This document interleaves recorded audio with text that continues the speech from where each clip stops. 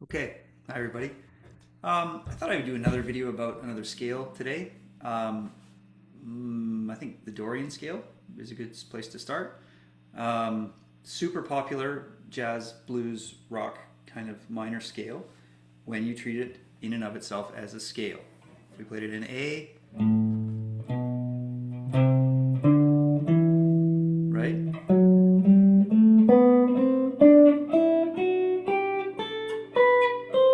That would be the Dorian scale. Okay, from A, if we treat A as the root, and again, this could also be the second mode in G major. So it could be just another fingering of a G major scale. We'll talk about that in a sec. But you can treat it as a minor scale that you would use over, in this case, an A minor chord. Note that it contains the pentatonic scale, minor pentatonic scale it is, which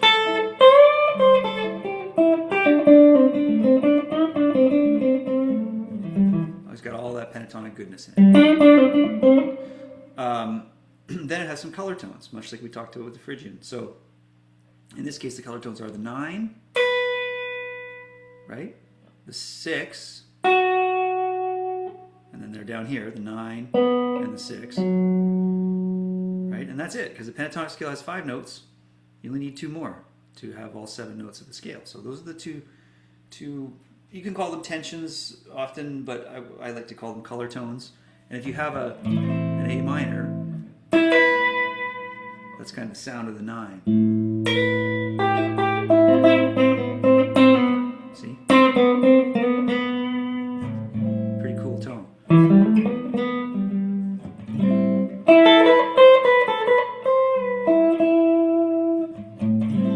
Great sound. The 6 against the minor chord is a little tighter sounding. It's a little whoa. So you might want to start from flat 7, bend down to it. Right? I did a little video on modes a little while ago, and I touched on the Dorian a lot in that as well. So you can check out that video as well. But for now, that's one way to use the mode, is over a minor. So you just play it as a minor pentatonic and check out those color tones, right?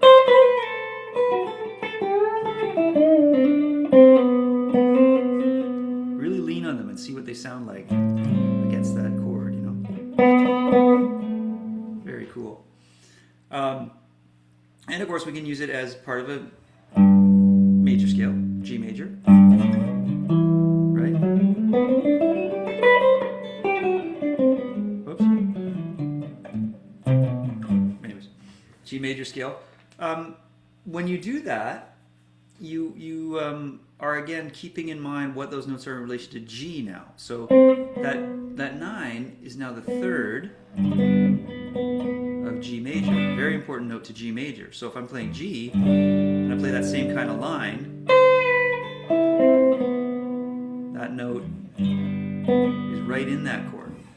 So one of the things when you're using a scale mode is that the shape will remain the same on the neck, but the note values will change, as to say the roots and 7s and 5ths and whatnot. So you have to be aware of that. One of the more common ways I use the Dorian shape, if we want to call it that, is when you play, say, a D9, like if it's a 4 chord in a blues, right? Well, the A Dorian contains the same notes as D mixolydian. D is the 5th mode in the key of G major, so it contains all the notes in G major. A Dorian, 2nd mode in G major, so it also contains the same notes. So that physical shape of the Dorian, in this position anyways, on the neck, gives you the notes of the D mixolydian as well. So when you have a D7,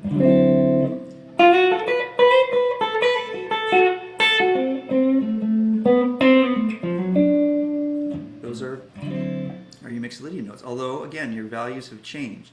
So, in relation to D, of course, that is your root, that's your 5th, right? That's like the 6th or the 13, that's your 9.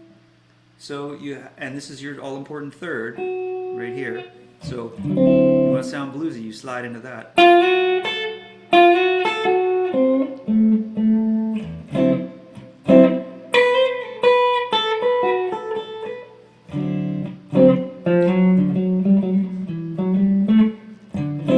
Right? So Dorian Scale, I'll keep this kind of short, I could go on forever about this, but it's great as a minor scale. Gives you that sort of blues rock Allman Brothers thing. It gives you a great jazz scale. That's a major 7. Right? It contains those diagonal triadic arpeggios. There's tons of them that you can explore. Even. So you can use those to get through it. But a really great way to use it is as a mixolydian of the 4 chord. So you don't have to go anywhere. So off the 1, if I'm playing mixolydian, when it goes to the 4,